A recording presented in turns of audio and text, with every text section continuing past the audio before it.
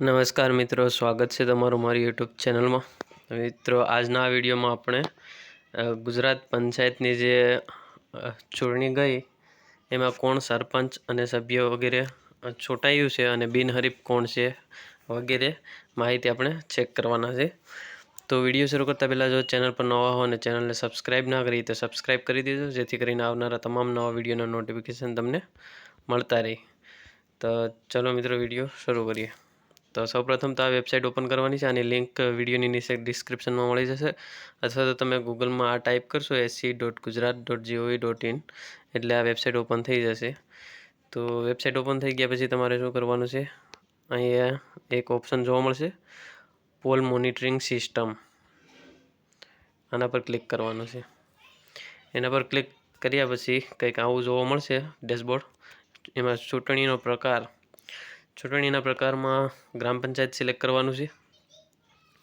ગ્રામ panchayat select થઈ ગયા પછી ચૂંટણીનું નામ, એમાં 2025 બાય ઇલેક્શન એ સિલેક્ટ કરવાનું છે.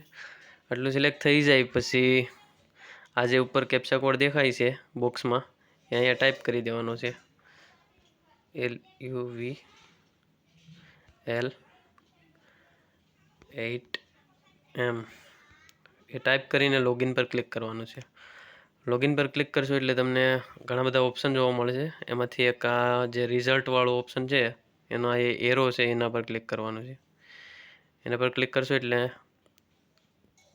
થોડો ટાઈમ, તો પછી આવી રીતે લોગિન કરશો એટલે રિઝલ્ટનું ડેશબોર્ડ જોવા મળશે જિલ્લાવાર. તો આમાં જિલ્લા પ્રમાણે છે, આપણે કોઈ જિલ્લો એક સિલેક્ટ કરી લઈએ. હું ગીર સોમનાથ સિલેક્ટ કરું છું. તમારે જે જિલ્લો લાગુ પડતો હોય, જેનું જોવું હોય એ સિલેક્ટ કરવાનું છે. ત્યારબાદ એમાં પણ તમને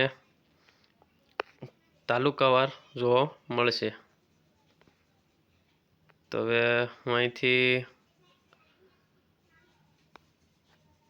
તાલુકો સિલેક્ટ કરી લઉં છું. એક જ મિનિટ.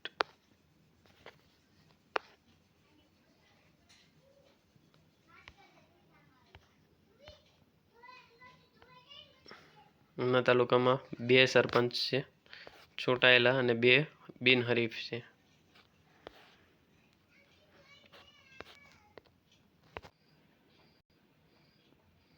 આવી રીતે ઓપન થયા પછી તમારે જિલ્લો સિલેક્ટ કરી લેવાનો છે.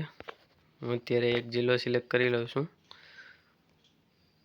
જિલ્લો સિલેક્ટ કર્યા પછી તમને તાલુકાવાર રિઝલ્ટ જોવા મળશે. આમાં ડાયરેક્ટ તમે ટોટલ પણ જોઈ શકો છો. જેમ કે ઉના તાલુકો છે, તેમાં કુલ બેઠકો 46 હતી. એમાંથી 11 જાહેર થયેલ એટલે ચૂંટણી થયેલ છે. એમાંથી બિનહરીફ 15 અને 20 બેઠક ખાલી છે. 20 બેઠક ખાલી. એવી રીતે સરપંચમાં છે, આ ઉમેદવારોનું હતું અને આ સરપંચનું. સરપંચમાં ઉના તાલુકામાં કુલ 4 બેઠક હતી. એમાંથી 2 ચૂંટાયેલા અને 2 બિનહરીફ થયેલ છે. તો એના અંદર તાલુકા ઉપર ક્લિક કરવાથી ડાયરેક્ટ એ તાલુકાની માહિતી મળશે અને એના નામ પણ જોઈ શકાશે. અહીંયા ઉમેદવારોના નામ જોઈ શકો છો તમે નીચે, જેમ કે ઉના તાલુકો છે અને ગ્રામ પંચાયતનું નામ, વોર્ડનું નામ, બેઠકનો પ્રકાર, વિજેતાનું નામ, મળેલા મત અને ખાલી જગ્યા છે એ બિનહરીફ છે. અહીં જોઈ શકો છો બિનહરીફ, એને મત અહીંયા ખાલી જગ્યા હશે મતમાં, એ બિનહરીફ હશે. અને જેને મળેલા મત હશે એ વિજેતા, કેટલા મતથી વિજેતા થયેલ છે એમ મળેલા મત. તો એ આમાં મોટાભાગના બધા વોર્ડના સભ્ય છે. બાકી જે 4 સરપંચ હતા એ તમે અહીં જોઈ શકો છો. આ 2 સરપંચ, 3. તો એમાંથી આ પહેલાં 2 છે બિનહરીફ છે. ત્રીજા નંબર પર છે એને 771 મત મળેલા છે અને ચૂંટાયેલા સરપંચ છે.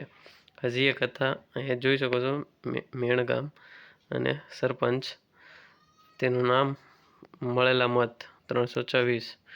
તો આવી રીતે કોઈ પણ ગ્રામ પંચાયતના સભ્યને એના સરપંચનું લિસ્ટ જોઈ શકો છો. આશા રાખું છું વિડીયો સારો લાગ્યો છે. વિડીયો સારો લાગ્યો તો લાઈક કરો, શેર કરો. ચેનલને સબસ્ક્રાઈબ ના કરી તો સબસ્ક્રાઈબ કરી દો.